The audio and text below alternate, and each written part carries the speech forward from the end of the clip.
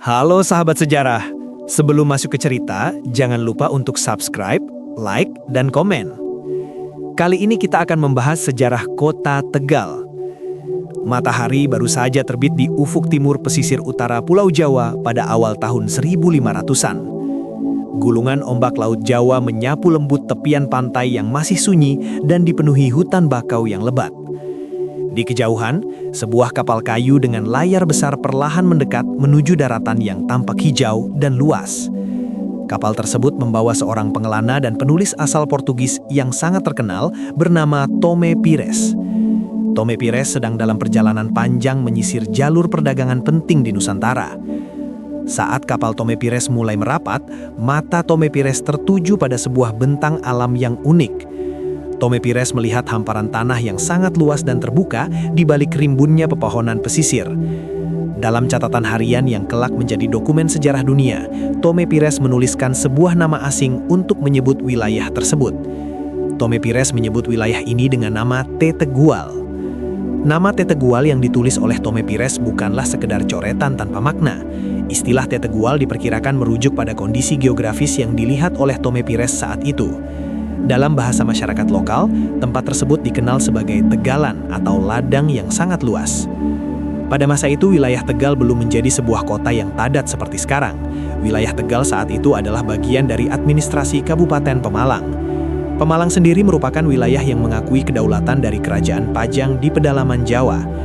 Masyarakat yang hidup di wilayah Tegal pada awal abad ke-16 hidup dengan sangat sederhana. Penduduk lokal memanfaatkan kesuburan tanah untuk menanam berbagai jenis tanaman pangan. Namun sistem pertanian pada era itu masih sangat bergantung pada curah hujan dan belum teratur dengan baik. Tome Pires mencatat bahwa wilayah Tetegual memiliki potensi yang sangat besar karena letaknya yang strategis. Posisi Tetegual berada tepat di tengah jalur perdagangan antara wilayah barat dan wilayah timur Pulau Jawa. Hal ini membuat Tetegual menjadi tempat persinggahan yang ideal bagi para pedagang yang melintasi jalur laut maupun jalur darat. Meskipun tanah di Tetegual sangat subur, tantangan besar bagi penduduk saat itu adalah pengelolaan air. Pada musim kemarau, tanah-tanah ladang akan menjadi sangat kering dan keras. Sebaliknya, pada musim penghujan, air seringkali menggenang tanpa arah yang jelas karena belum adanya saluran irigasi. Kondisi alam Tetegual yang penuh potensi namun belum terjamah secara maksimal inilah yang menjadi awal mula sejarah besar bermula. Kehadiran Tome Pires dan catatan tertulis Tome Pires menjadi bukti otentik bahwa Tegal sudah dikenal oleh dunia internasional sejak ratusan tahun yang lalu. Nama Tetegual kemudian terus melekat dan bertransformasi seiring berjalannya waktu menjadi Tegal. Namun transformasi Tetegual dari sekedar ladang menjadi pemukiman yang maju memerlukan sentuhan seorang pemimpin yang visioner. Seorang pemimpin yang mampu menyatukan kekuatan alam dengan kecerdasan manusia.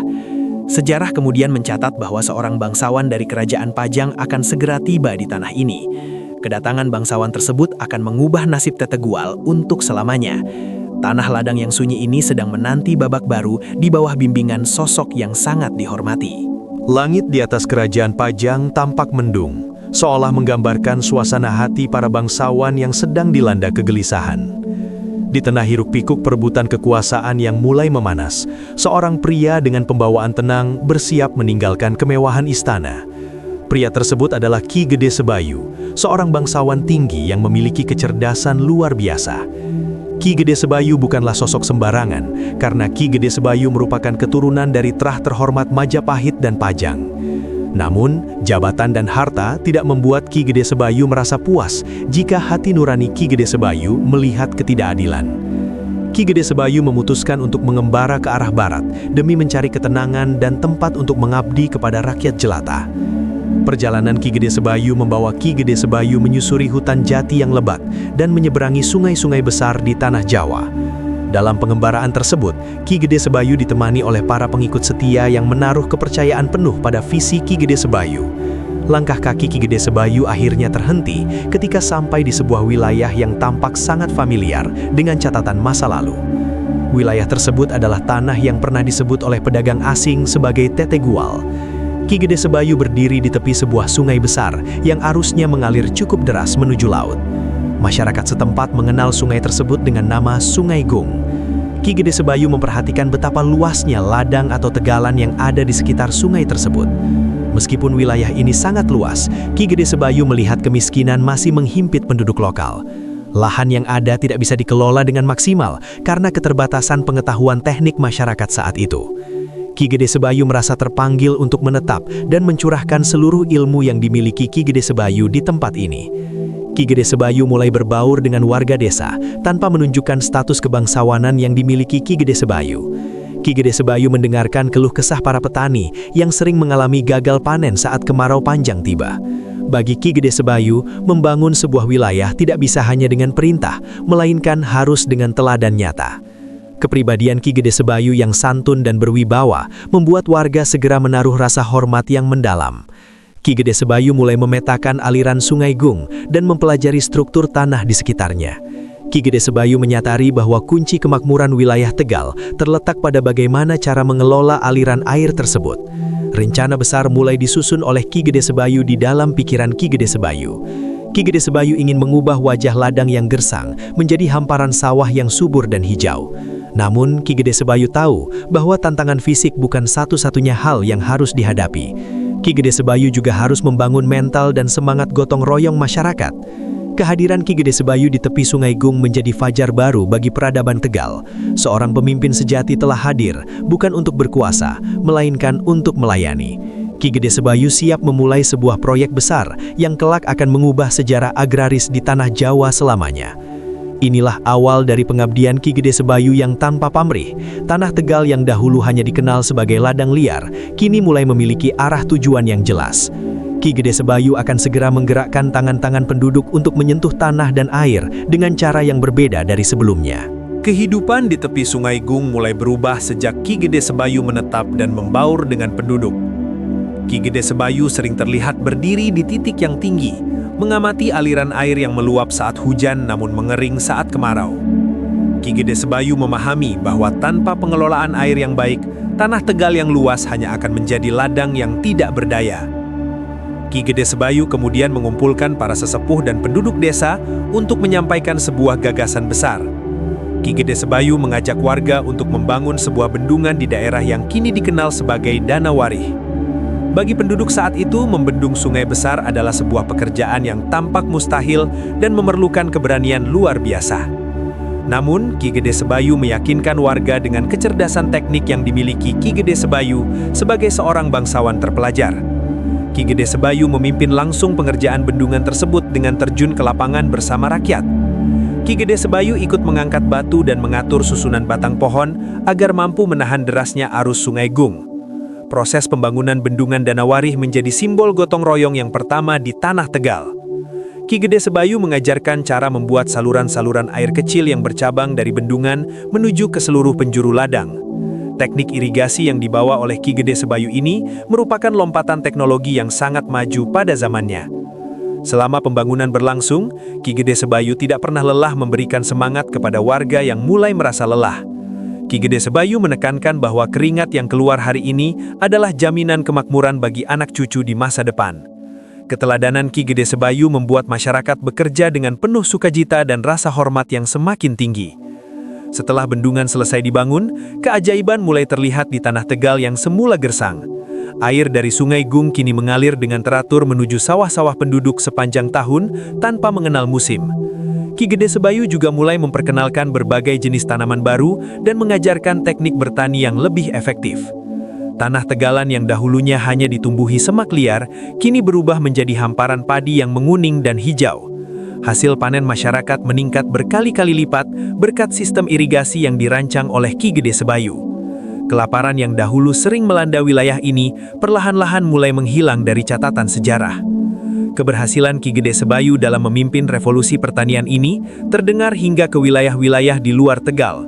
Banyak orang dari daerah lain mulai datang dan memilih menetap di Tegal karena tertarik dengan kesuburan tanahnya. Wilayah Tegal yang tadinya sunyi, kini berubah menjadi pemukiman yang ramai dan penuh dengan aktivitas ekonomi. Ki Gede Sebayu tidak hanya membangun bendungan secara fisik, tetapi Ki Gede Sebayu juga membangun peradaban agraris yang kuat. Keberadaan bendungan Danau Warih menjadi bukti nyata bahwa kepemimpinan yang berlandaskan ilmu pengetahuan dapat mengubah nasib sebuah bangsa. Tegal bukan lagi sekedar nama ladang, melainkan sebuah wilayah yang mandiri secara pangan. Kini fondasi ekonomi telah terbentuk dengan sangat kuat di bawah arahan Ki Gede Sebayu. Keberhasilan ini membawa wilayah Tegal menuju status yang lebih tinggi di mata penguasa pusat. Perjalanan panjang Ki Gede Sebayu akan segera mencapai puncaknya melalui sebuah pengakuan resmi yang bersejarah bagi seluruh rakyat Tegal. Kemakmuran yang berhasil diciptakan oleh Ki Gede Sebayu di Tanah Tegal akhirnya sampai ke telinga para penguasa di pusat pemerintahan. Keberhasilan dalam membangun irigasi dan menyatukan ribuan penduduk menjadikan nama Ki Gede Sebayu sangat dihormati di wilayah pesisir utara. Namun, bagi Ki Gede Sebayu, semua pencapaian tersebut bukanlah untuk mencari kekuasaan, melainkan bentuk pengabdian yang tulus. Pada tahun 988 Hijriah, sebuah keputusan besar diambil untuk menetapkan status hukum wilayah Tegal. Sebagai bentuk penghargaan atas jasa dan kepemimpinan yang luar biasa, Ki Gede Sebayu akan dilantik secara resmi menjadi pemimpin wilayah. Jabatan yang diberikan kepada Ki Gede Sebayu adalah Juru Demung, sebuah posisi setingkat bupati yang memiliki otoritas penuh untuk mengatur daerah. Prosesi pelantikan Ki Gede Sebayu dilaksanakan dengan sangat hikmat pada tanggal 15 Sapar tahun 988 Hijriah. Tanggal tersebut, jika dihitung dalam kalender Masehi, bertepatan dengan tanggal 12 April tahun 1580. Hari itu menjadi saksi sejarah di mana status Tegal berubah dari sekadar kumpulan ladang menjadi sebuah entitas pemerintahan yang sah. Warga dari berbagai pelosok desa berkumpul untuk menyaksikan pelantikan Ki Gede Sebayu. Suasana haru dan bangga menyelimuti Tanah Tegal karena mereka kini dipimpin secara resmi oleh sosok yang telah memberi mereka kehidupan baru. Dalam momen tersebut, nama Tegal secara formal digunakan sebagai nama wilayah administratif yang berdaulat di bawah naungan Kerajaan Pajang, yang kemudian beralih ke Mataram. Ki Gede Sebayu menerima mandat sebagai Juru Demung dengan kerendahan hati yang tetap terjaga. Ki Gede Sebayu bersumpah untuk terus menjaga amanah dan memajukan kesejahteraan seluruh rakyat Tegal. Penobatan Ki Gede Sebayu bukan sekadar pemberian gelar, melainkan pengakuan bahwa Tegal telah siap menjadi pusat peradaban baru di pesisir utara Jawa. Berdasarkan peristiwa bersejarah pelantikan Ki Gede Sebayu inilah, pemerintah menetapkan tanggal 12 April sebagai hari jadi Kota Tegal. Setiap tahun, masyarakat akan mengenang kembali saat di mana identitas mereka sebagai warga Tegal lahir secara resmi. Kepemimpinan Ki Gede Sebayu membawa stabilitas politik yang sangat dibutuhkan untuk pertumbuhan wilayah di masa-masa mendatang. Identitas Tegal sebagai wilayah agraris yang mandiri kini telah terkunci kuat dalam sejarah. Namun, Ki Gede Sebayu tidak berhenti hanya pada pembangunan pertanian di pedalaman. Ki Gede Sebayu mulai melihat potensi lain yang dimiliki oleh Tegal, yaitu letaknya yang berbatasan langsung dengan laut yang luas. Setelah pelantikan tersebut, Ki Gede Sebayu mulai menata struktur pemerintahan desa yang lebih terorganisir. Ki Gede Sebayu menunjuk orang-orang terpercaya untuk membantu mengelola distribusi air dan keamanan wilayah. Tegal tumbuh menjadi wilayah yang disegani karena ketertiban dan kemajuan ekonominya yang sangat pesat dibandingkan wilayah di sekitarnya. Lahirnya identitas resmi ini menjadi gerbang pembuka bagi Tegal untuk melangkah lebih jauh. Masa depan Tegal tidak lagi hanya terbatas pada cangkul dan bajak di ladang-ladang yang subur. Pandangan Ki Gede Sebayu mulai beralih ke arah utara, ke arah deburan ombak yang menjanjikan hubungan dagang dengan dunia yang lebih luas. Inilah masa di mana Tegal mulai bersiap untuk bertransformasi kembali. Dari sebuah wilayah pedalaman yang tenang, Tegal akan segera menyambut peran barunya sebagai pusat perdagangan maritim yang vital.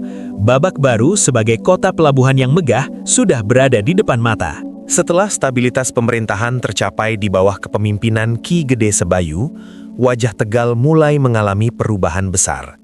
Fokus pembangunan yang semula berpusat pada ladang dan persawahan di pedalaman, kini mulai merambah ke arah garis pantai. Letak geografis Tegal yang berada di tengah-tengah jalur sutra laut Nusantara menjadikan wilayah ini sebagai mutiara yang sangat berharga.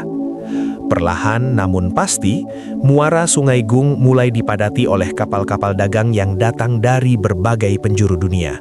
Kapal-kapal besar dengan layar terkembang membawa komoditas berharga seperti rempah-rempah, kain sutra, dan keramik. Ki Gede Sebayu melihat peluang ini sebagai cara untuk meningkatkan taraf hidup rakyat Tegal melampaui sektor pertanian. Pembangunan Pelabuhan Tegal dilakukan secara bertahap untuk mendukung aktivitas bongkar muat barang yang semakin padat.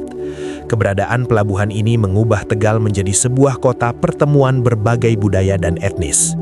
Para pedagang dari tanah Arab, Tiongkok, dan Gujarat mulai menetap dan mendirikan pemukiman di sekitar area pelabuhan. Interaksi antar etnis ini melahirkan suasana kota yang sangat dinamis dan toleran. Masyarakat lokal Tegal belajar banyak tentang teknik perdagangan internasional dan navigasi laut dari para pendatang tersebut. Sebaliknya, para pedagang asing sangat mengagumi hasil bumi Tegal yang melimpah berkat sistem irigasi yang telah dibangun oleh Ki Gede Sebayu. Pada masa ini, Tegal dikenal sebagai salah satu lumbung logistik yang paling penting di Pulau Jawa. Kerajaan Mataram Islam yang saat itu memegang kendali atas tanah Jawa menjadikan Tegal sebagai pelabuhan utama untuk pengiriman bahan pangan. Peran strategis ini membuat Tegal memiliki posisi tawar yang tinggi di mata para penguasa besar. Suasana di Pelabuhan Tegal pada masa keemasan digambarkan sangat sibuk, mulai dari matahari terbit hingga terbenam. Aroma air laut berpadu dengan wangi rempah yang disimpan di gudang-gudang besar di tepi pantai. Riuh rendah suara tawar-menawar dalam berbagai bahasa menjadi musik harian yang menandakan kemakmuran kota ini. Peralihan status dari kota agraris menuju kota maritim tidak lantas membuat masyarakat melupakan akar budaya mereka. Ki Gede Sebayu tetap memastikan bahwa nilai-nilai kegotong royongan tetap dijaga meskipun ekonomi semakin modern. Karakter masyarakat Tegal yang lugas dan pekerja keras terbentuk dari perpaduan kerasnya kehidupan laut dan ketekunan bertani. Perkembangan maritim ini juga memicu lahirnya industri pendukung seperti pembuatan kapal dan pengolahan hasil laut. Tegal tidak lagi hanya mengirimkan padi, tetapi juga mulai mengekspor produk-produk kerajinan dan alat-alat pertukangan. Keahlian masyarakat Tegal dalam mengolah logam dan kayu mulai dikenal luas di seluruh pelosok Nusantara. Kejayaan Pelabuhan Tegal ini menjadi fondasi awal bagi sebutan Kota Bahari yang kita kenal hingga saat ini. Tegal telah membuktikan diri mampu berdiri tegak sebagai gerbang ekonomi yang menghubungkan pedalaman Jawa dengan dunia luar. Namun, setiap kejayaan akan menghadapi tantangan zaman yang baru dan bentuk adaptasi yang unik. Seiring berjalannya waktu, semangat kemandirian masyarakat Tegal akan melahirkan sebuah fenomena sosial yang sangat ikonik. Fenomena ini tidak hanya dikenal di tanah Jawa, tetapi merambah hingga ke ibu kota dan seluruh penjuru negeri. Sebuah identitas baru sedang bersiap untuk lahir dari tangan-tangan terampil rakyat Tegal di masa depan. Waktu terus bergulir, namun jejak kepemimpinan Ki Gede Sebayu tidak pernah luntur dari ingatan masyarakat Tegal. Pondasi agraris yang kuat dan kejayaan maritim yang telah dibangun menjadi warisan berharga yang membentuk mentalitas penduduknya. Tegal kini telah bertransformasi menjadi sebuah kota modern yang tetap memegang teguh jati dirinya sebagai kota persinggahan yang terbuka. Salah satu warisan paling nyata dari etos kerja yang diajarkan Ki Gede Sebayu adalah kemandirian ekonomi masyarakatnya. Ketika zaman berubah dan tantangan hidup semakin besar, penduduk Tegal menunjukkan ketangguhan yang luar biasa. Fenomena ini terlihat jelas melalui kemunculan warung Tegal atau yang lebih dikenal dengan sebutan warteg. Asal-usul warteg bukan sekedar tentang bisnis kuliner, melainkan simbol ketahanan rakyat Tegal saat merantau ke ibu kota. Karakter masyarakat Tegal yang ulet dan terampil dalam mengelola hasil bumi membuat warteg menjadi penyelanat bagi banyak orang. Filosofi menyajikan makanan yang terjangkau namun bergizi adalah bentuk nyata dari semangat pengabdian kepada sesama manusia. Di sisi lain, julukan Kota Bahari yang melekat pada Tegal bukan hanya sekedar slogan semata.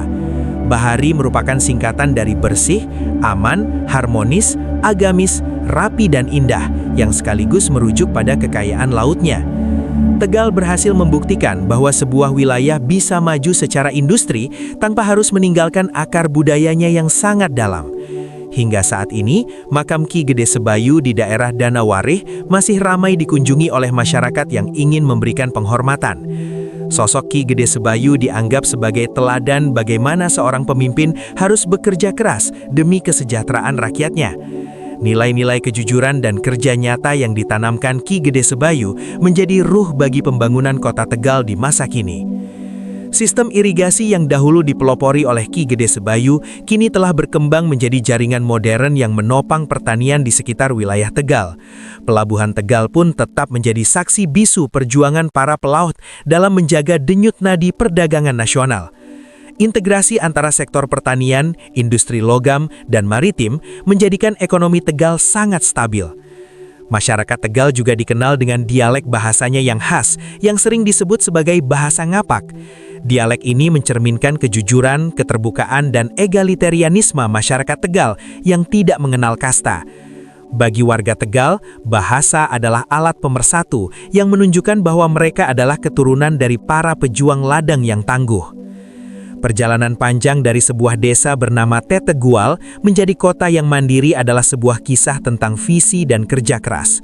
Sejarah telah mengajarkan bahwa tanah yang subur hanya akan membawa kemakmuran jika dikelola oleh tangan-tangan yang bijaksana. Ki Gede Sebayu telah meletakkan batu pertama dan generasi penerus Tegal terus melanjutkan pembangunan tersebut dengan penuh semangat. Kota Tegal kini berdiri tegak sebagai simbol kemajuan di pesisir utara Jawa Tengah.